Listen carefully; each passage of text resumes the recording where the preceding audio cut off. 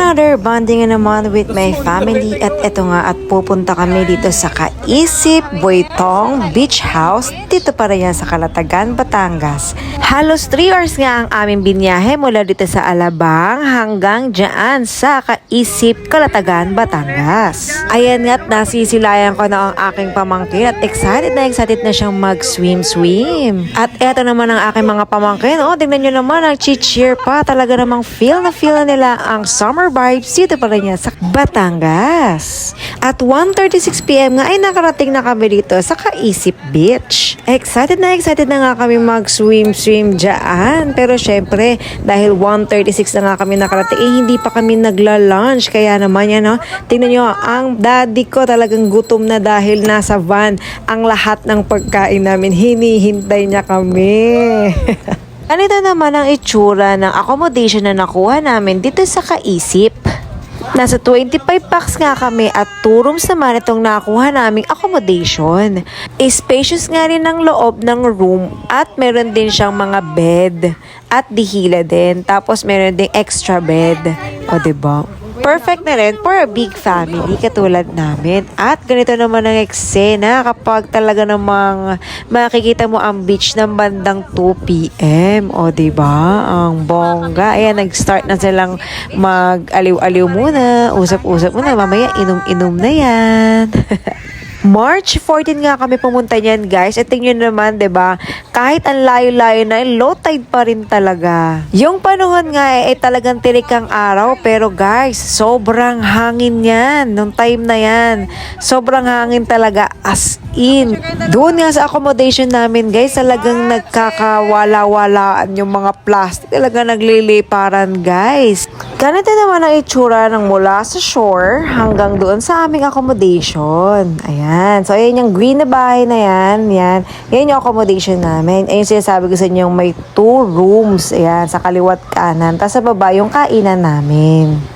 10,000 pesos nga ang renta ng sister ko dyan at free na rin yung mga gamit katulad ng sangkalan, kaldero at mga kung ano-ano pa, rice cooker, meron din kayong gas, yung blutuan, ganyan. So okay na rin, guys. Kodi na lang yung bibit-bitin nyo kapag pumunta kayo nga dito sa Kaisip. Ganito naman ang aming food nung aming lunch. Yan, so may spaghetti, merong adobo, merong ginataang tulingan, merong mangga, syempre di mo mawala yan, may suman, at marami pang iba. Meron pang pikadilyo, meron ding kape, at kung ano-ano pa. After nga namin magmerienda, ito na, hinintay na namin ang sunset. O, diba? Ang perfect ng sunset, guys. Lalo na pagkasama mo ang family mo, ganito, o, diba? Talagang memories forever ang labanan talaga.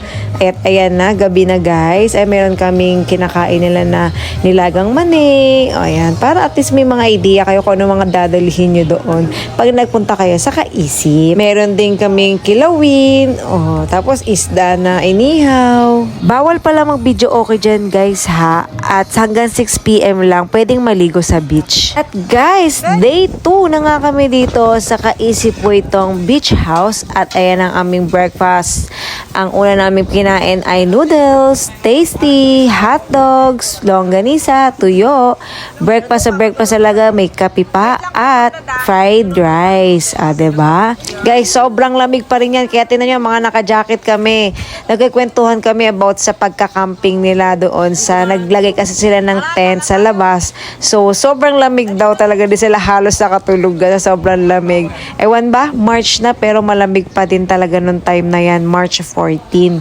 Pero kahit malamig, masaya pa rin naman kami dahil nagka-banding-banding na naman kaming family. Sa food nga at syempre sa van ay nag-ambagan kami ng tigwa 1K per head. Nung time na nga na yan ay talaga namang ginegera ang Middle East kaya naman pati kami ay naapektuhan kaya nagtaas din ng bigay sa amin ang driver namin ng van. Dating 7,500 ay nagdagdag pa kami ng 1,000. So yun yung may mga challenge doon, may mga changes na may mangyayari. Pero syempre, tinuloy pa rin namin.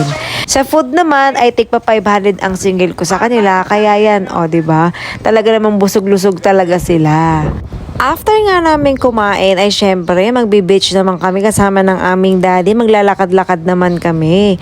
Ayan ay bandang 7 a.m. yan guys ha. Ayan siya. Super low tide talaga as in. Grabe. At ganito naman ang tubig niya guys. Oh, at diba ang linaw din guys. Nag-island hopping nga rin kami guys. Ayan naman ay 350 each. At pupuntahan natin ang Boracay or Little Boracay. At yung isa naman ay mag-snorkeling lang kayo. Ayan at nakasakay na nga kami guys ng aming bangka. At waiting kami sa aming pamangkin na isa. Ayan guys, oh, yung pamangkin ko na isa na yan, matampuhin yan eh. Medyo moody yan guys. O, tignan nyo, napasama namin guys. Ayan yung nakaitim na naglalakad. We're so happy at kumpleto naman kami. Una nating pupuntahan ay syempre yung Little Boracay na last year ay pinuntahan na rin namin. Kasama pa namin yung mommy namin doon. At eto na guys, sa Sakalatagan, Little Boracay na tayo. O, diba? Namimiss ko talaga yung mommy ko. Hinahanap ko nga siya dyan eh. Sabi ko, mami, nasan ka na? Susunduin ka na namin. Kasi dyan kami last year bago siya mawala sa aming piling. Ayan. At syempre, hindi magpapauli ang mga pamangkin ko. Ayan, nag-banana boat din sila. Yan naman ay 250 pesos each. Hindi na nga ako sumama guys dahil nga nilalamig talaga ako. Sobrang ngatog talaga, promise. Sobra talagang lakas ng hangin. Hindi ka makakapag-enjoy masyadong maligo sa dagat. After nga namin sa Little Boracay at ito naman ang last stop namin dito. Ayan, magi-snorkeling naman sila. AM pasado na nga kami natapos sa aming mga activities at ang susunod naman namin ay syempre mag-aayos na kami, magsha-shower na at magpa-pack up na ng mga gamit dahil uwian na. After nga namin bumiyahe ay syempre maglolomi muna kami. Dito pa rin yan sa Batangas. Nandito nga kami sa co-office mate dati ni Kuya Ryan ng aking bayaw. At dito kami kumain sa Rivera's Lomi House. O, daanan nyo na rin to guys kung pupunta rin naman din kayo sa Kaisip Boytong Beach House. Talagang overload ang lomi nila at sulit na sulit dahil 150 lang ay kumpleto na. Talagang overload. Busog na busog ka na talaga sa lomi nila. At masarap pa in fairness. At eto na guys, patagaytay na kami guys. Ayan na. So pabiyahe na to, paalabang ulit guys. At tulog na tulog ang aking mga pamangkin. No? Tingnan naman, talagang yakapan all the way. Talagang meron pang dikita ng ulong, mga nagaganap. Dahil hindi nila alam yung pinsan ko, oo, biglang nagising. Sarap, masarap sa tulog naman talaga tong pinsan kong buo eh. Oh. At syempre, thank you Lord sa masayang bonding namin at safe travel namin ng aming family, especially sa pag-celebrate ng wedding anniversaries ni Mommy, Daddy, Kuya Archie, and Ate Mecca. Kaya sa uulitin. Bye!